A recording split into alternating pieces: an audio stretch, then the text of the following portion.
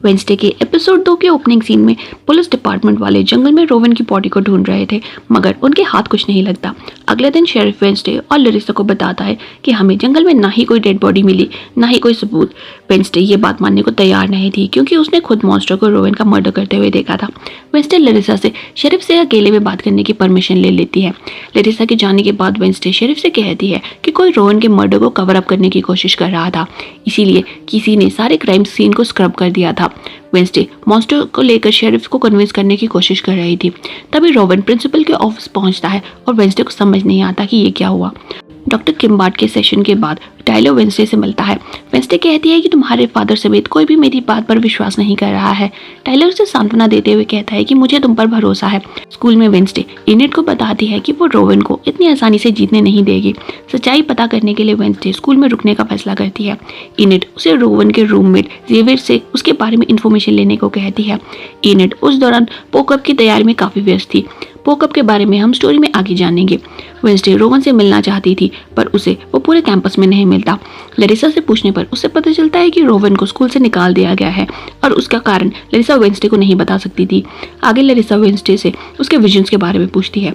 लरिसा बताती है कि मोर्टिशा को भी वेंसडे की एज में विजन्स दिखने स्टार्ट हो गए थे, मगर ये विजन्स अनरिलायबल थे। लरिसा चाहती थी कि वेंसडे मोर्टिशा से इन विजन्स के बारे में बात करे। प्रिंसिपल ऑफिस से निकलकर वेंसडे थिंग को ऑर्डर करती है कि रोवन पर नजर रखे। फिर वो बियांका से मिलने जाती है, क्योंकि बियांका वुड्स में उसे मॉन्स्टर अटैक के बाद मिली थी, मगर बियांका से उसे कुछ यूजफुल इन्फॉर्मेशन नहीं मिलती। इसके बाद वो जेवियर से आश्री क्लब में मिलने जाती है। रोवन जेवियर का रूममेट था, सो वेंसडे को लगा कि शायद जेवियर से उसे कोई काम की इन्फॉर्मेशन पता चल जाए। जेवियर बताता है कि रोवन पिछले कुछ हफ्तों से कुछ परेशान चल रहा था, मगर इसका रीजन क्या था ये वो नहीं जानता। जेवियर उसे टाइलर से भी दूर रहने की एडवाइस देता है। बाद में वेंसडे को रोवन स्कूल छोड़कर जाते हुए मिलता है। वो रोवन से उस ड्राइंग के बारे में पूछती है जिसके कारण वो वेंसडे को मारना चाहता था, मगर रोवन कहता है कि उसे कुछ भी याद नहीं है, और एक टीचर के साथ वो स्टेशन के लिए निकल जाता है। थिंग भी सीक्रेटली उसे फॉलो कर रहा था। स्टेशन पर रोवन वॉशरूम में जाकर एक बुजुर्ग आदमी में बदल जाता है। बेचारा थिंग उसे पहचान नहीं पाता। बाद में हम देखते हैं कि वो बुजुर्ग व्यक्ति प्रिंसिपल लरिसा में ट्रांसफॉर्म हो गया है। यहाँ हम समझ पाते हैं कि लरिसा एक शेप शिफ्टर है। वेंसडे थिंग पर गुस्सा करती है कि उसने रोवन को कैसे खो दिया। मिस थॉर्नहिल के कार्निवोरस प्लांट्स की क्लास में बियांका और वेंसडे अपने अपने इंटेलेक्ट का नमूना प्रस्तुत करते हैं, क्योंकि दोनों ही लड़कियां काफी इंटेलिजेंट थी। बियांका के बारे में तो सब जानते थे, मगर वेंसडे का ये रूप देखकर मिस थॉर्नहिल काफी इंप्रेस होती है।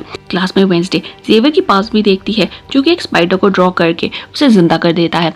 इस बीच वेंसडे यूजीन नाम के एक लड़के से भी दोस्ती करती है, जो कि हनी बीस में काफी ज्यादा इंटरेस्टेड था। यूजीन भी उसके जैसा अकेला रहना पसंद करता था, सो दोनों दोस्त बन जाते हैं।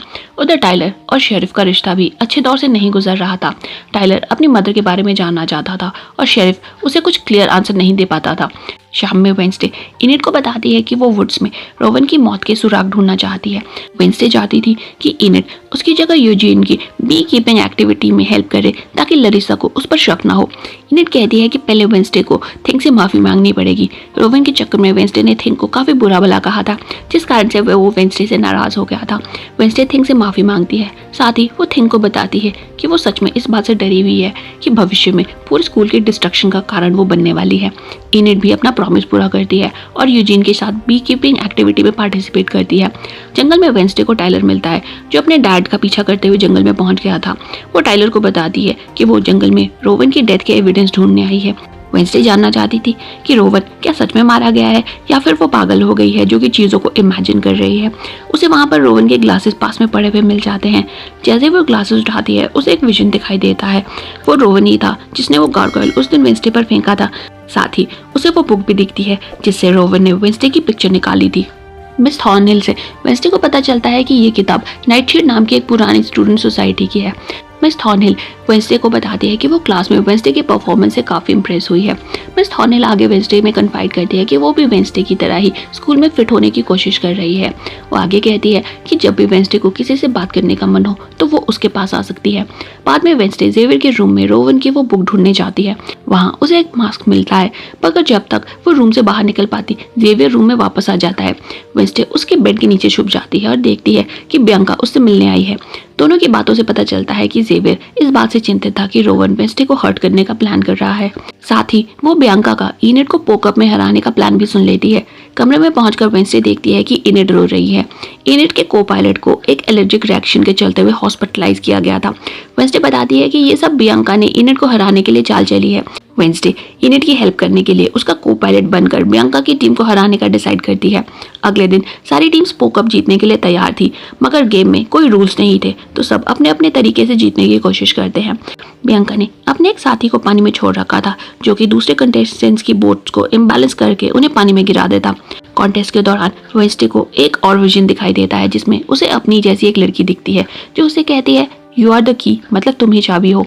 गेम में आगे वेंसडे थिंक की मदद से बियांका के हेल्पर को सबक सिखाती है और पोकअप फाइनली जीत जाती है। वेंसडे शाम में क्लूज को फॉलो करते हुए एक सीक्रेट लाइब्रेरी में पहुंचती है, जहां उसे रोवन की किताब मिल जाती है। वहां उसे अपने पेरेंट्स के साथ ही नेवरमोर के काफी सारे एक्स स्टूडेंट्स की पोर्ट्रेट्स भी मिलती है।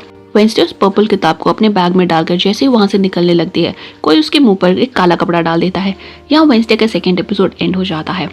आज के लिए इतना ही, मिलते हैं अगले एपिसोड में। तब तक stay safe and stay healthy. Good bye.